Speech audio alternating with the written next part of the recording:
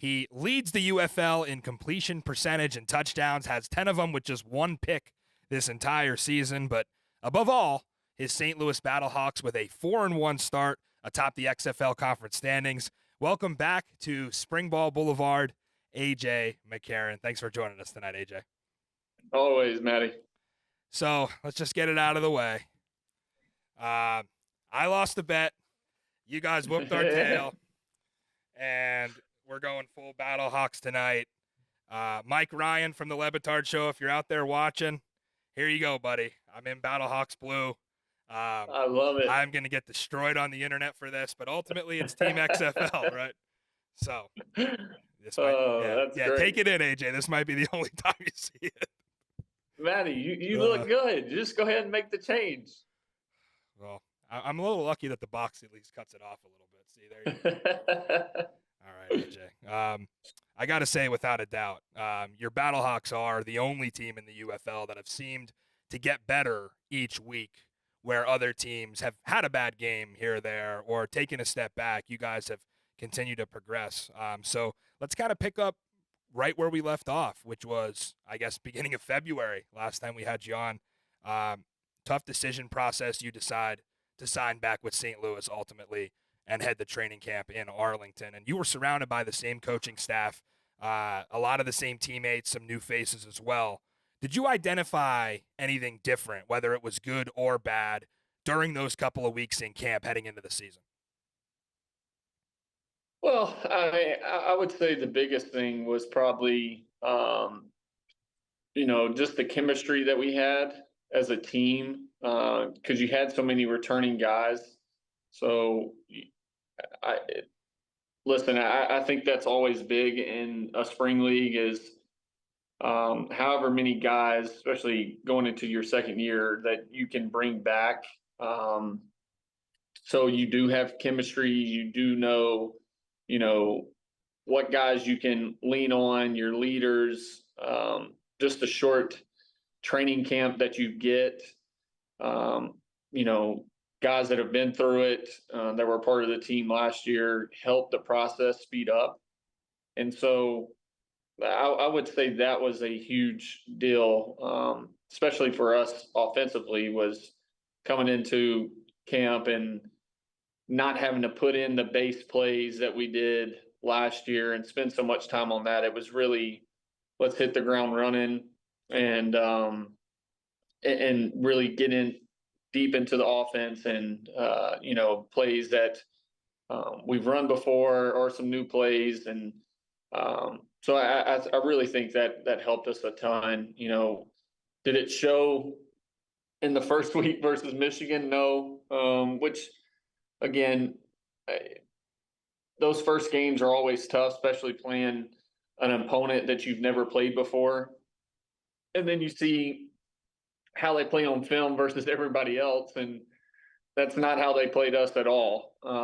They had played a bunch of man coverage in the USFL, and they came out versus us and really maybe gave us a handful of snaps of man. So it's kind of, helped us throughout this year is really breaking down other teams of, hey, they play all these other teams this way. And it's happened pretty much every week after that, to where all of their stats against these other teams don't correlate with us. And so we've been getting, completely different defenses and schemes against us, from what we've been preparing for.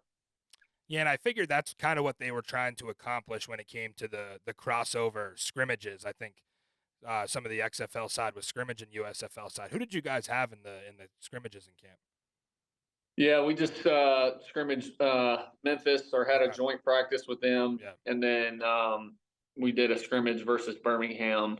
And the Memphis one, I did. AB really didn't want me having a chance of being around any contact, so I did 7-on-7, and he held me out of that. And then versus Birmingham, I was out of it completely, and stood on the sidelines and got to call in personnel and do some fun stuff like that. But those were the two teams. did they make any kind of like film available from the other scrimmages for you guys to at least have a little bit of preparation for week 1, or was it just going in completely raw there? No, I mean, they did, but Yeah. I mean, as you can always tell, I mean, teams don't ever show what they're actually going to do. So they're out there, even in the scrimmage, doing base stuff, defensively, most of the time, offensively as well. So it really didn't give us anything. Right. Yeah, we're going to get into Houston here in a moment, but I kind of want to get into evaluating some other UFL teams here at the midseason point. Looking back at the 5 games that you played, who's the best defense that you guys have gone up against? And is there a player or maybe a couple of players that really presented a challenge for you offensively? Yeah, I think, I still think DC is a great defense.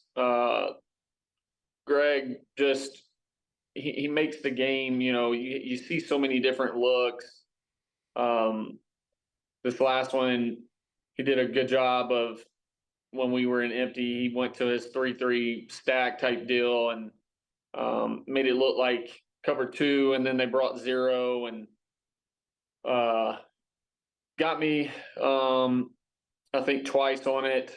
And then the third time we burned them, I stood in there, just knew I had to, take a shot and got hit, but we completed it to Keem for a touchdown. So after that, he got out of it.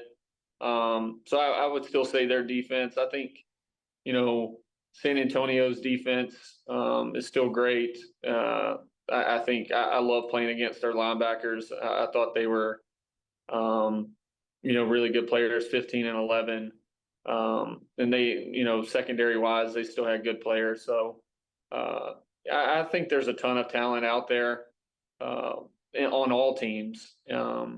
But I think, what makes DC special and tough at times, especially in the red zone, is just Greg and calling up his different looks that he does. Yeah, and does it, I guess for you, does it change the fact this year, obviously going against these tough defenses with DC and San Antonio, you've been able to go up against a pretty damn good defense every day in practice. Has that kind of changed and raised the level of competition for the offense, you think, going against those guys? Oh, 100%. I told, our D coordinator, Donnie Abrams, that I told DA during camp, like, the amount of competition we have, even from when we were in camp standpoint, was from a secondary. And I like talking just about the secondary, but from a secondary standpoint, I thought we were much better than we were last year. So you could feel the competition.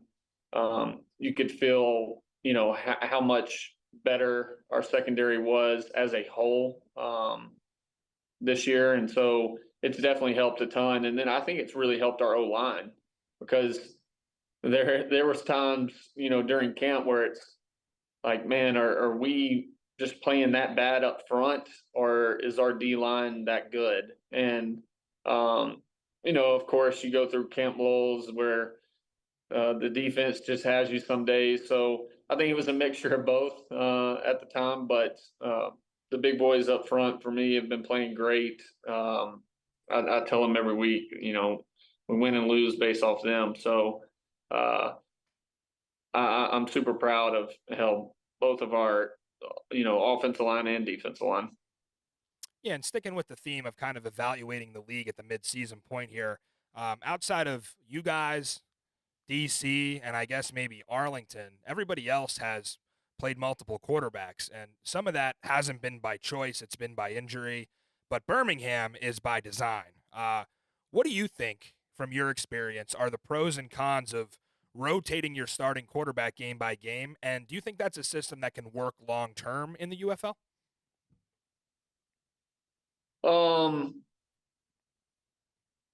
I don't know. I've never been a fan of it. I guess it's easier if you're doing game by game, which that's what they seem to be doing more than I know early. It seemed like they started out where it was almost like possession, like a certain amount of possessions. But for each one, but it seems like they've gotten to where it's more, hey, this week you start, the next week he starts type deal, which I guess makes it easier. But listen, as a quarterback, like, I just, uh-oh. I think we still got you. Am I still there? Yeah, we still got you. As a quarterback for me, it's tough for me to buy into playing two QBs because I always feel like, hey, if you feel like you need another guy to play to win, then I'm not your guy. So that's a personal thing for me, but everybody has their ways, and it seems to be working for Birmingham right now. Yeah, and I think that's pretty interesting with them being 5-0, kind of playoff wise, how they'll handle that situation. But that'll be week 7 for you guys. We'll get into the Roughnecks this week. Anything specifically that you guys are focusing on, prepping for a defense that has been up and down at times? Well, I think it's always about us. As cliche as it is to say, but um,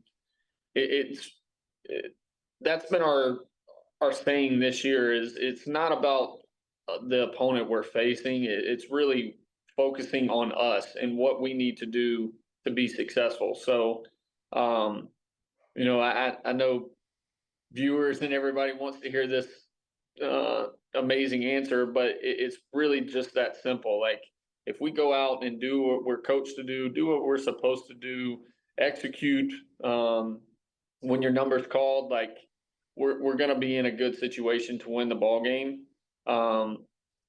So that's our deal, is just focusing on us and trying to dominate the game as much as possible. Yeah, and speaking of you guys, is there an area or two maybe that you think has really improved from last season to this season? Everybody talks about the defense, the offensive line. Is there something internally that everybody seems to be aware of that has improved, that is showing the success this year, that would be better than last year? Yeah, I think it starts, with the hiring of Gino Grakowski. I think Gino's been excellent, just from a communication standpoint, teaching guys technique, making sure, and on top of that, Mike, being his second year of playing center, has really amped up everybody else's play because he communicates great, whether it's the run, call, pass pro, like he does an excellent job. And Mike has been, the leader of that O line when it comes to it, and then the O line in general, being able to be dominant in the run game and the passing game has allowed us to, spread the offense out, run it when we need to, throw it however we want. Like, I would say that's the biggest jump from last year is the offensive line communication, the offensive line play, and then us being able to run the ball this year and do it effectively week after week has been, awesome to see. Right. So you guys are headed back to the Dome this Saturday. There's been a couple of great crowds there. I thought it was a great crowd in D.C., over 16,000 out in Audi Field for that one. So with some of this crowd noise that's been going on, I've wondered about these walkies that seem to have appeared, the radios that the coaches are using. Has that been harder or easier for you guys to communicate? Has it made a difference at all? Well, I tell you, I've had more issues out of the speaker system this year than ever before. And they say we went to the same system that the NFL uses, but I don't know if it's not having the right Wi-Fi connection throughout the stadium because you're just a lower budget stadium. So a lot of these stadiums aren't, used to carrying I guess the amount of Wi-Fi that it needs to connect. But there's been a ton this year and more than I can remember last year, to be honest with you, of not getting the play call. I know Bruce likes to joke and say that I hear his play call and that I just don't want to run it, so I end up changing it myself. But I wish that was the case. Like hell, I'd tell him then. But um, it's crazy. There's been multiple times in games where he's calling out the play. It's not coming through my system, but the other guys, receivers that have the headset, they can hear the play call. So like I'm sitting at the huddle, like doing this, telling Bruce to come on, like give me the call, and then all of a sudden I can hear it coming from somebody's helmet. And so depending, I usually look at the clock, take a quick look, depending if I feel like I have enough time to ask them what the call is, and I ask the right person that can spit it out in time. Um, and then if not, if I feel like it's going to be a long play call or they're stuttering or whatever, not being able to spit it out, I just call my own play. And Bruce trusts me to be able to do that and get us in a right, situation. But I've had more troubles this year out of this headset than I can, ever remember. So what is it? They can talk to you guys up till what, 15 seconds on the play clock, and then it shuts off? Is that what it is? No, they can talk the whole time Oh, if they they can talk the wanted. whole time. Okay, all right. Yeah, That's an Bruce NFL rule, I kind think, of. the 15 one. Yeah. Yeah, that's NFL rule, Right. but Bruce for me just gives me the call and then he just lets me go. Yeah, I was gonna wonder if that opens things up for you when you guys get into 2 minute or 4 minute or something like that, where now it's we got to go, no timeouts, whatever the situation is. Does that really open it up for you? And are you getting more comfortable with you and Bruce going back and forth and kind of letting you go in that situation? Yeah, I tell you, it's one thing when it comes to 4 minute, I let Bruce call, and I even like that he trusts me, like even in 4 minute, to be able to call some pass plays and know that I've played enough ball. Like, hey, if the guy's not wide open and I feel like it's going to be iffy, like worst case scenario, I just take a sack, and so the clock keeps running. But we practiced it a ton. That 2 minute. I mean, even last year, a lot of 2 minute situations. He just allows me to call it, which helped me a ton last year. Just really thinking about personnel. Whether we're in 10, whether we're in 5 wide, 11, whatever it is. That's really helped me think about. All right, these are the route combinations I like. These are the concepts that I want to get to. What is this guy good at running? So I lean towards that. So when it comes to 2 minute, a lot of times Bruce just lets me, hey, you got it, and take it and go with it. But he's also mixed in some to where he calls every once in a while. Like if we go out of bounds and he really wants a certain call, he'll kind of come in and give me a play. But he's always. That's why I love Bruce to death. Like he allows me to just play. Like he calls it. If I don't feel great about it, then I'm able to change it, and that's one thing that I really love. And the fact that he trusts me that much means a lot. Zook and I have talked a lot about Brandon Silvers, and I know he's your buddy, and he comes in and kind of serves as a second offensive coordinator, second set of eyes for you out there. We talked a lot about when you guys play San Antonio. Obviously, that's the team and the staff that he played for, so he knows the ins and outs of their operation as well as a lot of other teams in the XFL. What has Brandon been like as an asset to you guys, and how important was that? I think he signed the night before you did. How important was that to you to have him on your sideline? Well, it's huge, and me and B are great friends off the field. I mean, he's one of my best friends. We spend all off season going at each other on the golf course, and betting a little bit on there. But I mean, we do. Hell, we're roommates here. We have a house together, so it was big. AB called me. Our GM Dave Bowler called me and asked about, hey, what do you think? And I was like, well, hell yeah. I wish I would have asked me sooner. I would have just mentioned him and said, go get him. But B's been unbelievable, coming back to the sidelines, just kind of, if he sees something, reminding me of things. just trying to talk me through the game a little bit and remind me of certain factors. And Manny's been the same. Manny's been great when it comes to that. Both of them just coming up with ideas on, hey, maybe we could get to this. Hey, if you see this. So that's been great as well. Yeah, just a couple more here for you, AJ. Really appreciate your time. I know we've had just a couple of rule changes, not really too much. I mean, they moved the 4th and 15 up to the 4th and 12, and then really the kickoff is the main thing, right? How do you feel that's affected your field position as an offense? Seems like a lot of time teams are getting the ball at midfield or even plus territory. Yeah, it and hell, it from a selfish standpoint, it kind of kills our offensive stats because you know, Darius has been so great. Kyle Caskey, our special teams coordinator, running backs coach, has been unbelievable for this to be his first year as the special teams guys. Never done it before. Has been in the NFL for a long time. Was with me in Cincinnati all 4 years up there.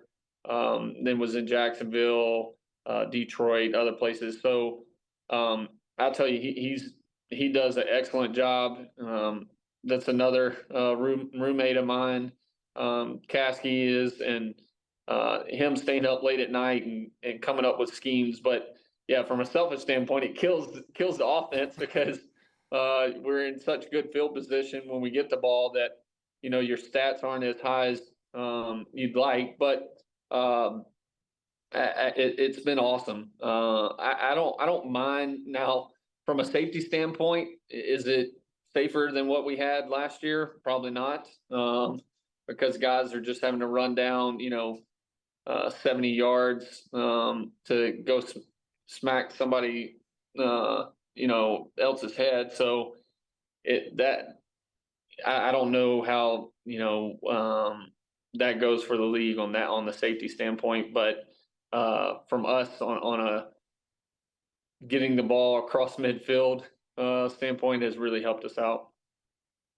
Yeah, and I feel like we talk about all the time here. Maybe two things that might change going forward are the kickoff going back. Obviously, the NFL has adopted it, so it makes it an obvious choice if it works there, which I think it will.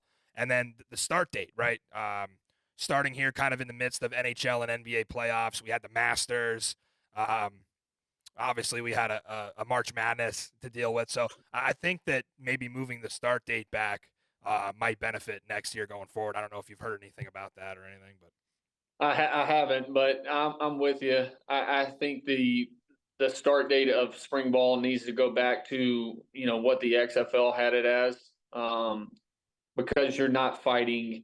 And so another thing that nobody wants to talk about is you give the guys more time to actually get into a OTA camp rather than now. You're not going to be able to sign till the championship's over, and at that point, you're getting in with them on their break in June, and then they come back in July, or I should say, actually, you come back at the end of July. So you're really only going to be there for actual mandatory mini camp, which makes it tougher to for guys to make teams. So I think that's going to be tough on guys coming out this year, and I think if the league can move the start date back, up to what it was originally at last year, I think will help guys and get more guys into the league. Yeah, I know that's a grind you've done. Talking to Ben DiNucci, he said playing 12 straight months of football, I could write a book about this. And obviously him coming out of XFL even had a couple of months at least to adjust. Now it's going to be right up against it. So I think it's important you bring that up. Kind of speaking of that, you mentioned to me you're the player rep for St. Louis when it comes to the Union. How has that kind of been? What has that experience been like? And do you feel like you've been able to have your voice heard and make a difference when it comes to the big picture of this thing? Yeah, I mean, listen, I think Dartez and the other guys in the PA do a great job of communicating. I try to stay out of it as much as possible. Just I stay so busy, whether it's watching film, up here bugging the hell out of Bruce, coming up with play ideas. I tell you, the most interesting thing is being the player rep is getting the list of fines from all the guys that get fined every week. So luckily, I've been able to stay off that. Uniform infractions, whatever it is. So, but that's probably the most interesting thing.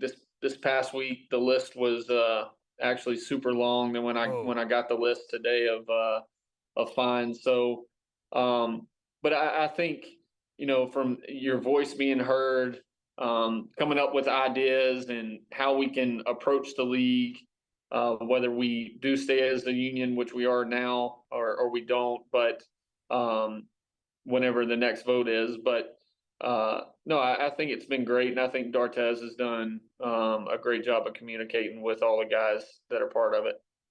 well, I just hope I don't get fined for wearing this tonight. This might be an equipment violation for me, AJ. Lastly, before we get you out of here, as the face of the UFL, go ahead and give your pitch to NFL and college football fans as to why they should spend an afternoon watching a UFL game. Well, there's our GM right there. What's up, Dave? um, but I think, listen, I wish the league would stop planning or do some more research on planning our home games, and we're having to battle the Cardinals or everything else at the same time that we play, so we could get even more people. I'm a big believer in whoever your biggest drawers are from an attendance standpoint.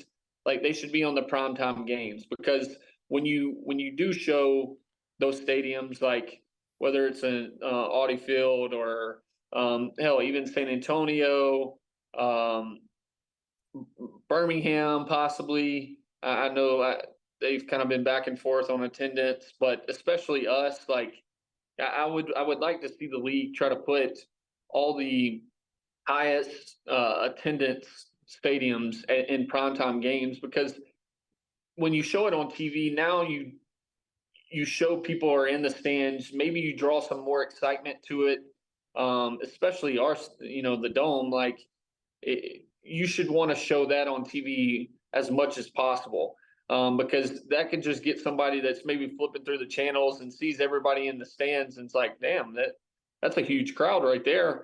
And then they become a fan, and then they talk to somebody else. So I think that's how you continue to build the league and get people behind it. But I would say it's just a different experience. Like, there's a ton of talent on the field. I think by merging the two spring leagues has really brought the level of play up a ton. I think the coaching's been great from all teams. So I think it's just a fun deal. And hell, if you love football, you like watching football, and come be a part of it. It's definitely a cool experience, and fun to maybe, if you're in that city where you have a team, to take your kids there, take some friends there, and go have a good time. Yeah, like what Coach Beck said about, we had 31,000 when the Cardinals were playing. Yeah. That's incredible. I mean, you can tell the appetite for football is there even over other major league sports. And you talk about like a primetime game. No primetime games for Audi Field this year, I thought was interesting. DC gets rocking, especially at night. And I think just looking at the schedule now, week 7, when you guys head to Birmingham, which could be an opportunity for a big draw, is a 3 p.m. Central game. So I know, like, you come out of the SEC and you were used to playing the big game at 3:30 every week. So even if it's not prime time, I think we just got to get people used to like a certain viewing window. I kind of like the standalone games. There's been a lot of regionality when it comes to 2 games at once. I think maybe they try to get away from that a little bit. You want They listen. They got to lose that. I thought that was not to not Fox or anything, but Fox has so many channels. Whether it's one's on Fox, one's on FS1. Like, I think that's one thing. Just from trying to think about the league and help the league grow, like, they got to find a way to where games aren't being played at the same time on the same channel, so people can view it and go through back and forth to each game, to where you're not just stuck on one coverage, especially with the Birmingham game last week going on the same time as I think it was San Antonio and Arlington. It was 89% coverage compared to 11% coverage. So um, I think that makes it tough. We got to find a way to. And listen, I know Daryl and Russ and Miss Danny, like everybody's. I understand that all the things that go on to some extent behind closed doors and all the people that are involved with it, whether it's ESPN, Fox, whoever. But yeah, I think you definitely got to figure out a way to get these games on at different times, figure out the right windows to play them in. Like, I don't believe we should be playing at 11:30 on any game day to where, especially not at home when the Cardinals are playing at the exact same time. So I think your biggest stadiums, like I said a minute ago, I think you got to put those stadiums in primetime games and really sell and show the type of crowds that these places can, draw when you put them in a perfect situation to draw the biggest crowd possible. And that makes it fun for both teams to play in that atmosphere, right? Like whether you're away team or home team, and it helps it to where your viewership from a TV standpoint is probably going to be higher too, if you can figure out these time slots. And the numbers back that up. Week 2 against Arlington, 7 p.m. game Central Time. You guys pull over 1 million viewers on ABC right up against the Final Four. So Right. there are people that want to watch football and will watch it even if it is the UFL over basketball, over hockey, over golf. It just has to be there at the right time. And I think once we get back to the February start, the windows will start to open up a little bit. I know there's a lot of competition with different networks. But I will say, if you are going to play 4 games at the same time like the NFL, just give me a call. I'll do the Red Zone channel. I'll host it. I'll bounce back and forth throughout the highlights, and we could do it that way. That'd be the fun way to do it. But that is A.J. McCarron. They'll be going up against the Houston Roughnecks on Saturday. You can catch that one on ABC, I believe. So thank you, A.J. Appreciate it for coming on again, and we love to have you here on the Boulevard. Always. Appreciate you, Maddie.